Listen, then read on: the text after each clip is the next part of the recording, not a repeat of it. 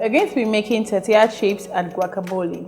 I'll be cutting the tortillas into small bits, and all you have to do is place this in your LG Neochef Microwave for a few minutes.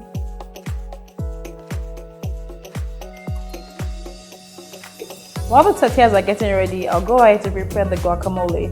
We're going to need some avocados for this. I'm going to mash this with a fork. I'm going to be adding some lime juice, some tomatoes, and parsley. Now you give it a good mix and combine everything together. And our tortilla chips are ready.